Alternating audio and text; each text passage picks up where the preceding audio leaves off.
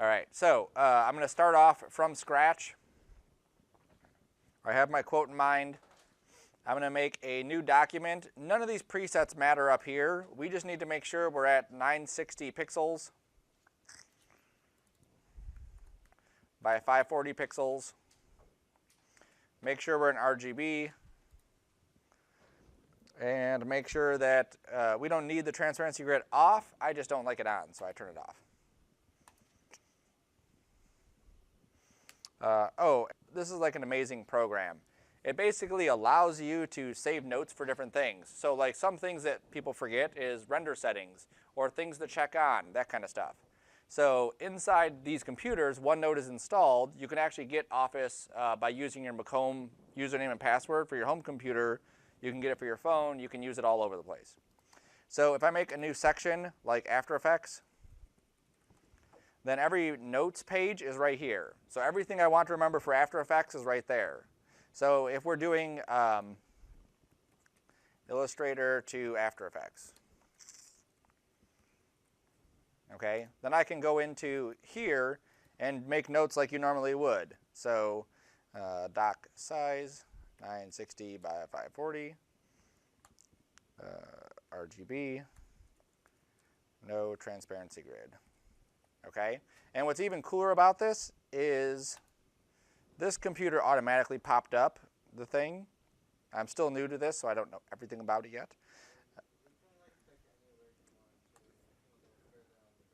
Right, you can write wherever. You can actually, if you have this on a tablet, you can like just write and it'll convert it. So I use it with my snipping tool. So if I'm in Illustrator and I go to like a new document and I'm going to click on the More Settings, I can bring up that snipping tool and just grab that window and then copy it. And then instead of having that, I can just paste that window there. And so now that settings window will follow me wherever I go. I open up OneNote on my phone, it's there. I open up OneNote on another neighbor's computer, logged in as myself, it's all there.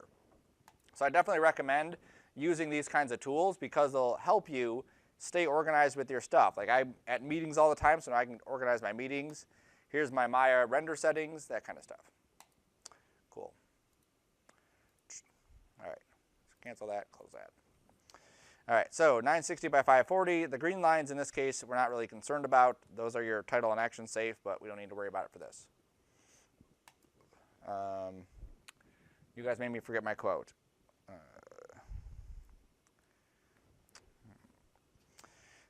So like I talked about before, you can't just type all of this as one. You have to have these all as separate ones. A big tap.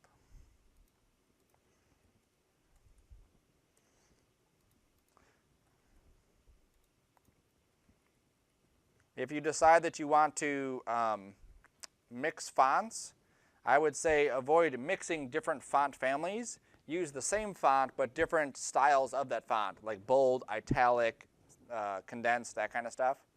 And that way you'll kind of know right away, like I'm limited to 6. This has nothing to do with After Effects, but for our own future knowledge, they did a study. Here's 25 different jelly samples.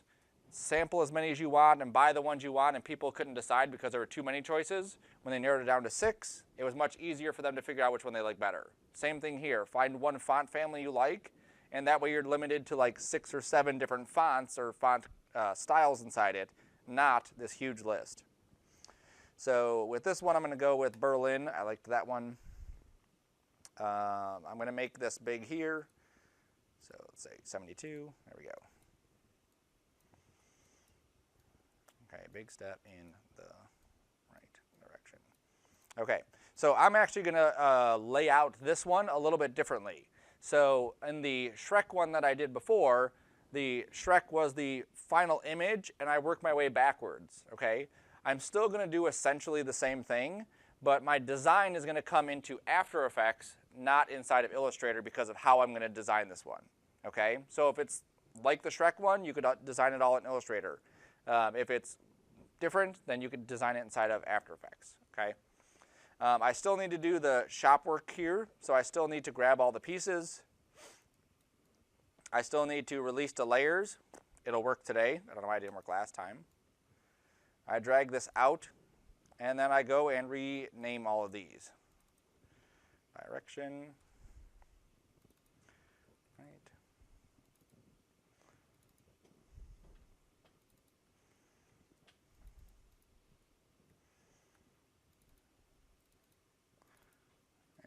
Can't have a random character there.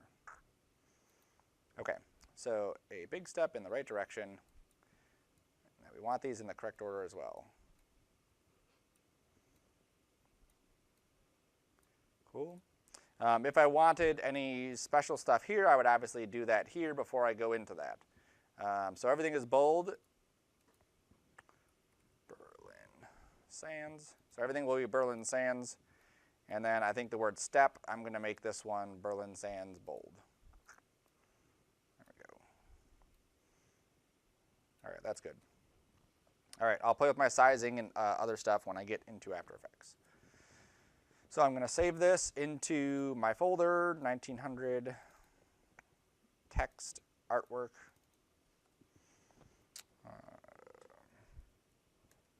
Big step. And yes, cool.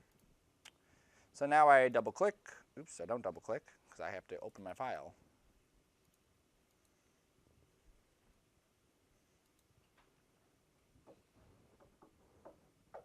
No, we will wait. After Effects rarely crashes, especially when you're just importing something. So we will wait and see if it doesn't crash or does crash.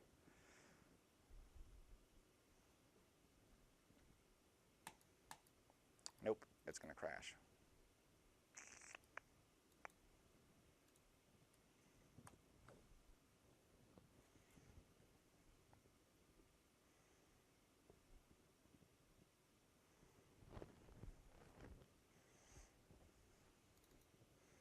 There we go. Text. I can go to File, Import, File, or I can just double click in the free space and then find Big Step. Make sure that you do composition, retain layer sizes. Every time you go from Illustrator to After Effects, you will use that exact method. Okay? Again, something that if you're using OneNote or writing down notes, that would be a key thing that you'd want to include in there. Now I can double click Big Step. I don't see my text. I colored it black. It's on black, so let me just fill this with something. That's fine. There we go. Okay, so a big step in the right direction. All right, so now the way I'm going to do this one is I'm going to create a 3D environment. So someone was asking before about how do we do 2.5D, 3D, whatever you want to call it in After Effects, it's 2.5D. So I'm going to go to my switches and modes. And I'm just going to hide for now in the right direction. Okay. So what I want to do is do a big step. So that will be my word I'm going to put here. So I'm going to put this down like so. Put this here. Put that there.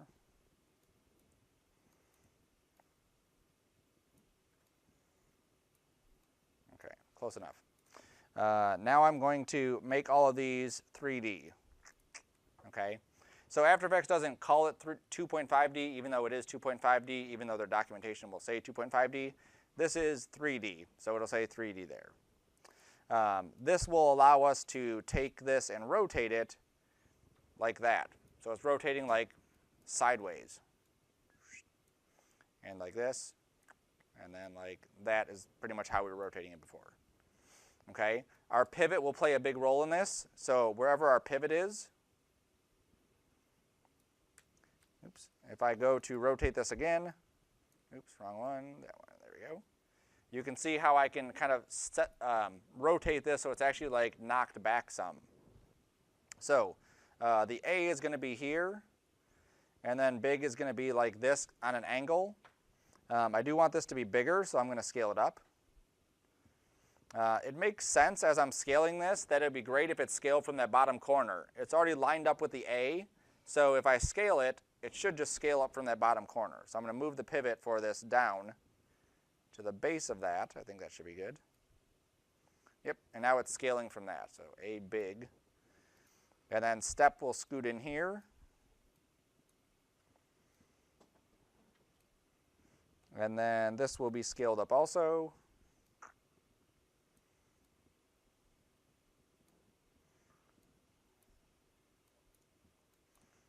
A big step. Okay. Now as we go from Illustrator into After Effects, it's taking the vector artwork and then making it pixels so that we can view it, okay? So when we look at this, we can see how ugly the edges of this look because we're basically seeing pixels that I've stretched out to 200 and some percent. So what I need to do is click this button here. If you remember from our definitions, we had that continuously rasterize button. That will link to that Illustrator artwork and say, show me the vectors. And so now that looks nice and smooth compared to what we just had. And if I really scaled it up so you can see that looks really bad, I click the button and then now it's really crisp, okay? So pay attention to those things because you could have a beautiful piece of artwork, but not clicking a single button just pulls that right out that it's just like junky. All right, so a big step. Now what I want to do is I want to take these things that are kind of like in a 3D formation, and I want to rotate them 90 degrees, and then put in the right, and then rotate that 90 degrees and say direction. So kind of like on the sides of a cube is where I want these things to be, okay? So I'm going to take all three of these, and I'm going to assign them to a null. A null is something where I could just put items under it to be controlled by it, rotate the null around, and it'll rotate all the items. So I'm going to go to Layer, New, Null. I have to make this 3D. I have to put it where I want this to pivot from. So I think like for now I'll put it there. I'll move it in a second. And then I'm going to take these three items and then say parent to null 2. Okay? So now nothing changes as far as what we see, but when I go to rotate and I rotate the null, you'll see how it rotates all three of these. There are no oohs and ahs. You guys are not impressed. All right. That's all right. Notice how a big step, the word step, is not lined up with big, right? So when we work with 3D, we have to conceptualize that space. When I take one of my words and I rotate it backwards, now that edge is like further away from where it used to be, right? It used to be here, and now it's back. So that's no big deal. I'm going to rotate this 90 degrees, or 90 degrees, yep. And then I'm going to take the word step. I'm going to go to its position. And if I look at this, I have red, green, and blue. Red is always going to be X, even if you're in a real 3D world. Green is always going to be Y, and then blue is always going to be Z. So this is the Z direction. I can click and drag on it and bring it back, or I can go down here and adjust it there as the Z direction. Then I'm going to rotate this back so I can see it. Maybe I need to bring it a little bit closer, maybe a little bit further down, maybe scale it up some more. Oops. Oops, I never moved its pivot, so let me put its pivot, come on, over here and down there.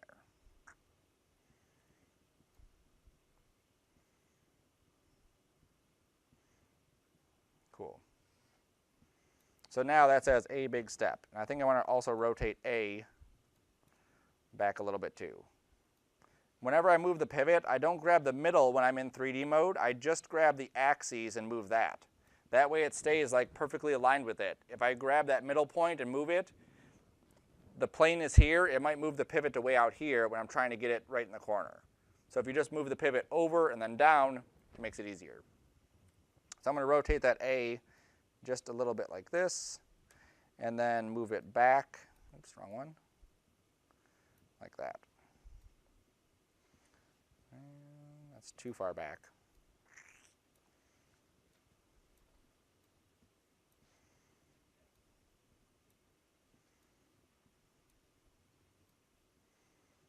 That's really far back. All right. If you get lost like this, you can switch to your camera to like a top view, and then you can see exactly where all your layers are. So if I click on A, it's right here. There's big, and there's step. So I'm going to take the A and scoot it over, give it a little bit less rotation. Come on. There we go.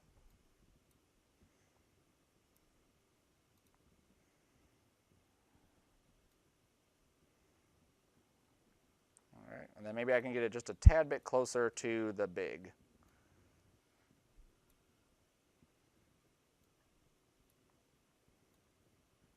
All right, that works. Okay, so let me hide all these.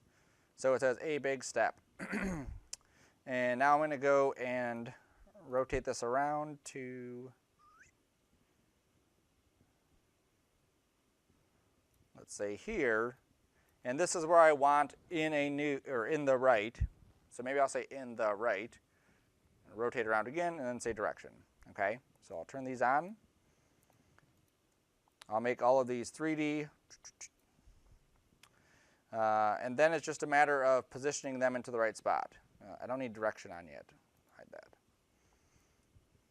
So I'll move this, I'll move this.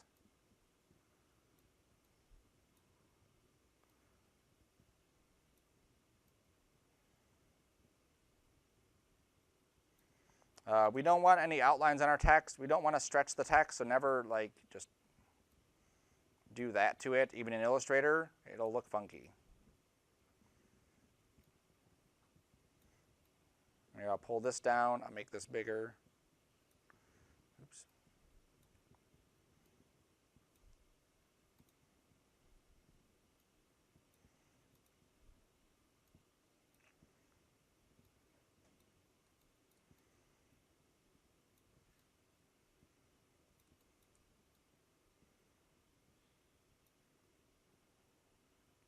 So I'm trying to line up the word right so that the and right are about the same size. There's no way it's going to be the same size without stretching it or making it huge.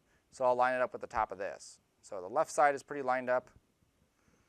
That's pretty lined up there. Cool. So now I'm going to take in the right, and I'm going to parent that to null 2. Oops. To null 2. Okay, so now as I rotate this, you can see how those are all still connected. Obviously, in the right has to go forward, so I will grab all of those, go to my positions, and go to the, oops. There we go. Go to the X and move it forward.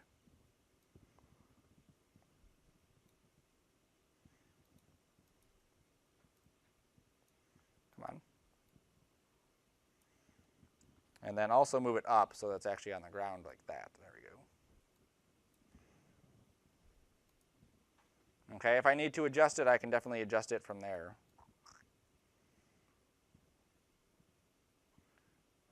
Cool. And then I'm going to spin around again. 180. Turn direction on. And then make this bigger. Make it 3D.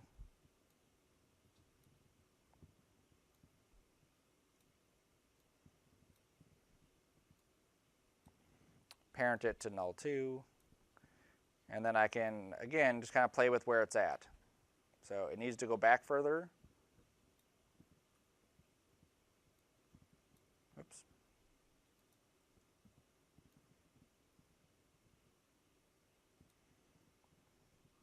So you see how I'm playing with the nulls rotation and then that one. So I can get it in the exact spot that I want this to be in. And this is why After Effects or Illustrator is not a good solution for this, because there's no way that Illustrator can set this up for us. I'm going to switch to front view here, because I want to make sure that this is still on the same flat plane as all the other ones. Yes. Then I'll switch to the top view. And I can maybe scoot that over some and scoot it back some. Cool. All right, so now if I look at this,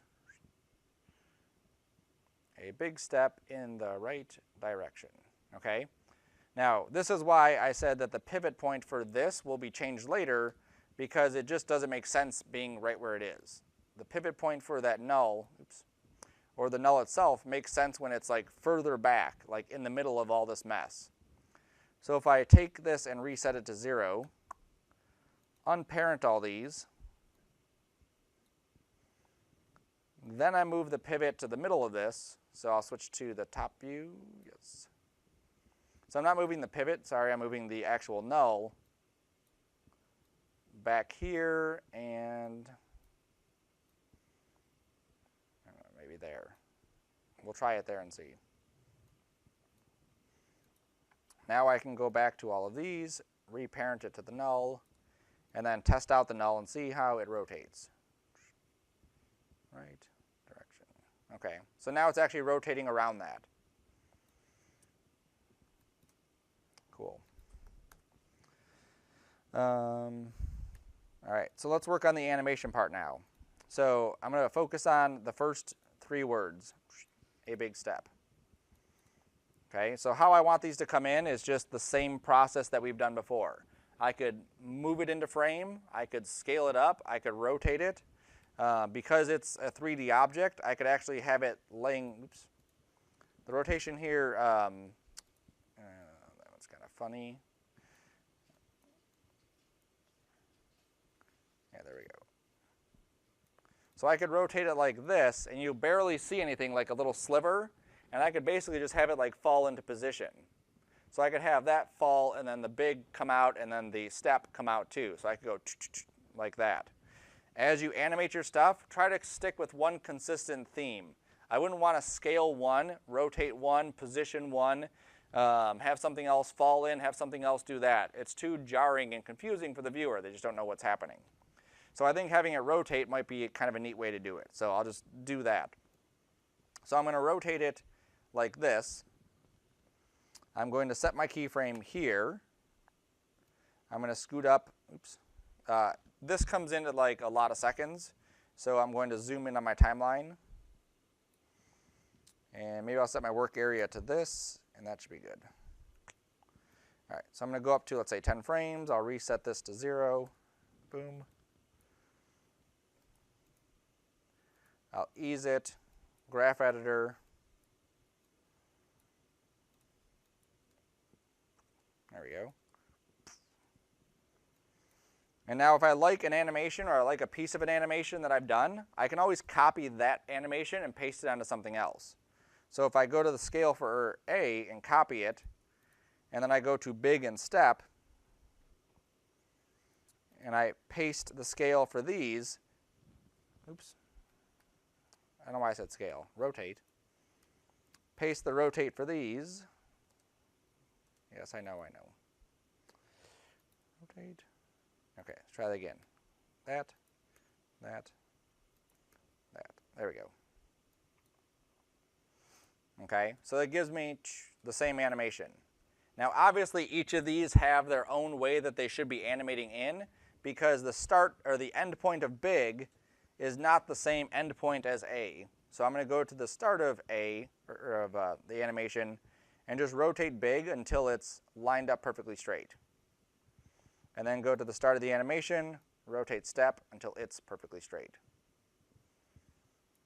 There we go. So now we have, okay. Now what I'm going to do is just offset these. So I'll take big, scoot it up a little bit. Take step, scoot it up a little bit. You want to make sure that the viewer has time to read this. Especially with these, because they're shorter quotes, we have the time to do it. So allow them the time to read each word. Don't go do too fast. Everything comes out. So let's go there and see.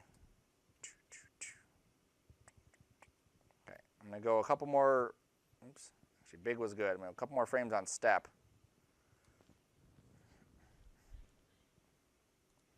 And another step on big, another frame.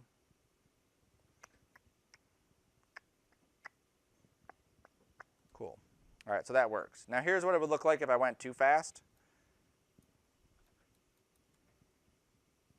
Right? There's too much happening at once. The viewer doesn't know where to look because when they're supposed to be reading A big, step's already moving, their eye's over there. Okay?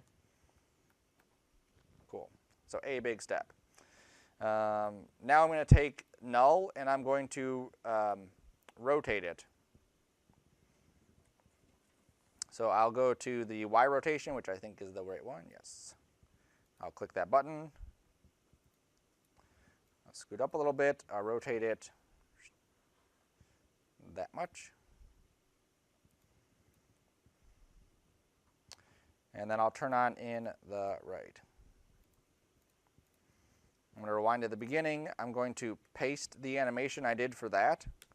So all of these, I just selected all three, pasted the same orientation keyframes.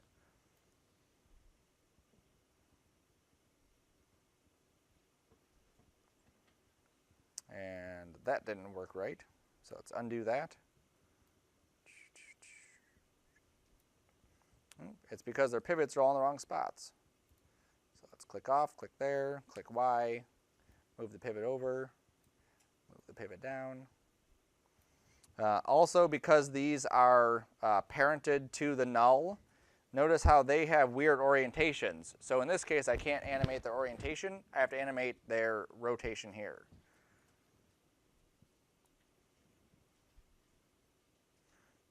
So animate the same way, just kind of coming in from the side.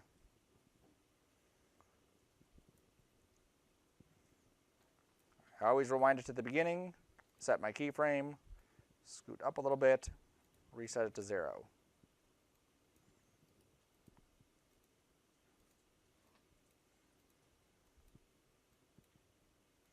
Ease it, graph editor it, and then I should be able to move the pivots for each of these and then just paste that same animation.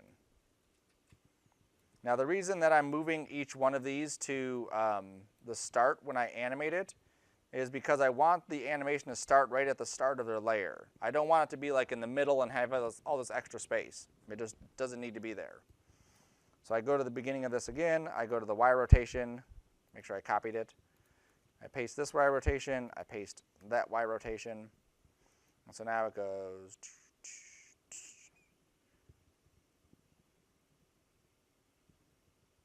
And then it's already there. So now I can just offset these layers. So they come in about here, about there, and about there. Oops.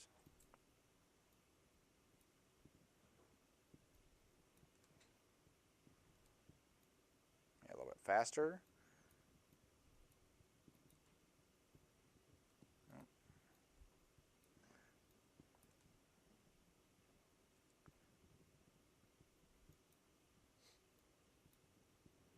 I need a little bit more space on this. I'm going to go to composition settings. I'm going to go to 5 seconds.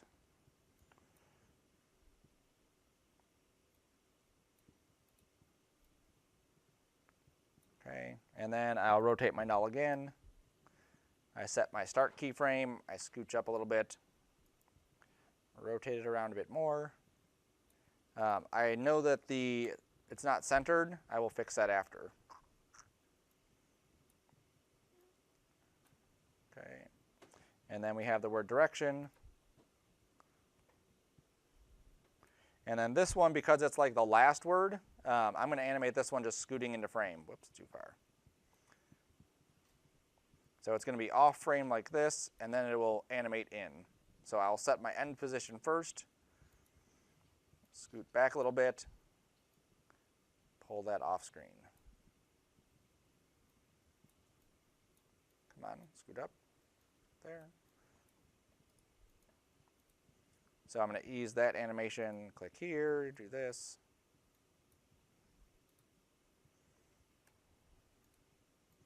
All right. Okay, so it works. I'm going to click all these so I can get nice crystal clear animations. I also need to animate the null's position. It rotates fine, but now I need to fix the position so that as it rotates, it's still centered on what I'm seeing.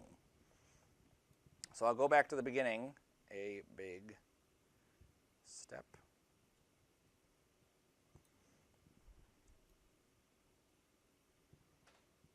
Okay, and then I will move this over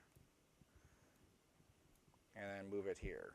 So I don't need to scale it. If I move this in the Z direction, it will actually get me closer to the letters. So instead of scaling up all the stuff, if I just move closer, it'll get bigger, okay? So now, a big step. Okay, and then when I rotate, I'm going to set a keyframe for position, and then I'll scoot up. Okay, and then I'm going to back out, scoochie down, back out. And then in order for me to see this, my keyframe is down there. I needed to play it until I saw my stuff. That's where I want it to be though, so I'm going to move this keyframe back here. That way it'll transition in the right. And then the same thing here, this is the start of my animation. Go to where it's actually on screen, and then get it framed up.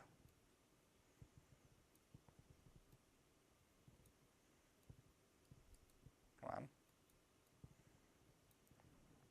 And then move that keyframe here.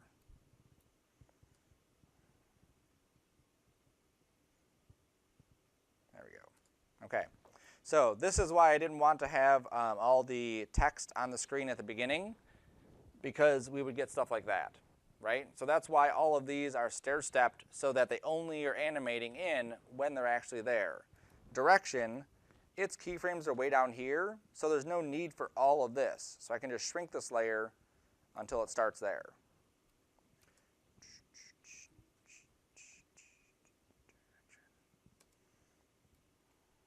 Cool. All right, whoops. And now the last thing I need to do on this is I need to obviously make it readable. We can't read this because we have in the middle of this, or behind it, we have all that other text. It's not so bad here because there's nothing there. When we go there, it's kind of odd still seeing that. Right? And then when we go here, definitely that's odd to see all of that stuff behind it because we can't even read the word direction. So there's a couple things that we could do. I'm going to do the simplest one, which is as this thing is rotating here, that all three of these are going to fade out. So it's just going to take the opacity and put it to 0. Okay? So I'm going to go here. I'm going to hit T for opacity. I'm going to set a keyframe. I'm going to go up to the end of this and set it to 0. So you'll see how it kind of like fades out. And then we'll do the same thing there. So I'm just going to copy these. And then paste that onto those. There we go. So now we have a big step in the right direction. Also verify that your spelling is correct. All mine is, but verify that it is. Cool. Okay, so once you have that locked down, you have the text. Obviously, you can tweak it, Easy Ease, Graph Editor, that stuff. Look at how you want the end product to look overall. This is, as far as animation goes, it's fine, but it's boring to look at. So make it look prettier. I'm going to grab this composition and drag it to a new composition. That way I can take everything kind of in a flattened version and just make it look nicer. I'm going to duplicate it first. There we go. I'm going to, not there. I'm going to hit my switches and modes. I'm going to change the top one to multiply. I'm going to add a ellipse in the middle. That way I can invert it. That way I can take my mask and feather it and expand it. Okay. Maybe I'll also add a solid in the background. I think that might be good. Yep, now we can actually see stuff. What was that? Make it glow. All right. We'll take not the top layer, we'll take this layer, and we'll stylize and we'll add a glow to it.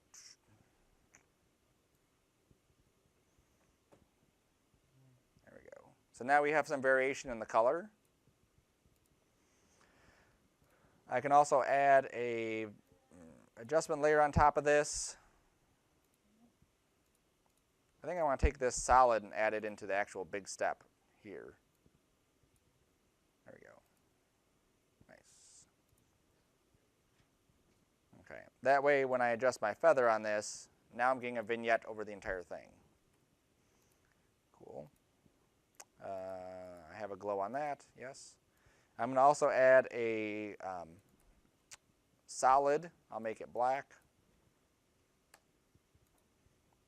I'll add noise to this. You can kind of see it. I'm going to make the intensity more so you can really see it on the screen. There you go. Okay, I'm going to make it softer, like that. Take the size down. And on my own screen, I'm going to lower it.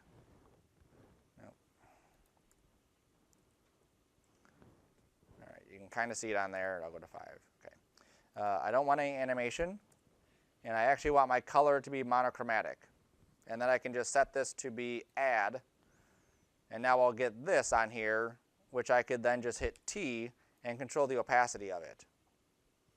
That way I'll get just a little bit of a texture on the background and on the entire thing. I'll go into my animation here, verify that I have motion blur on. Yes.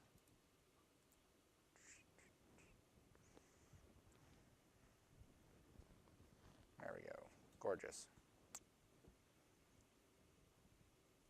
I probably fixed the timing a little bit more just so it hits a little bit nicer, but that's the idea.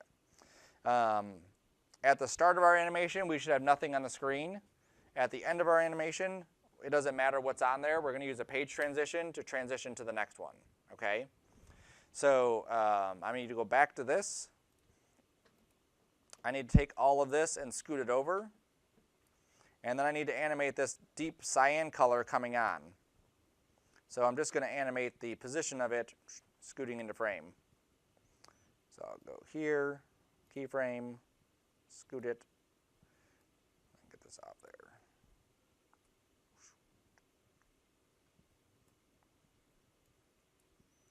And then same thing, easy ease, graph editor.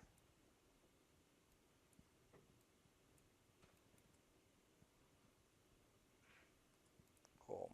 And now back here. With motion blur on, we're getting a little bit of the frame showing up beforehand. So I'm just going to scoot the frames over like 2 notches. And direction.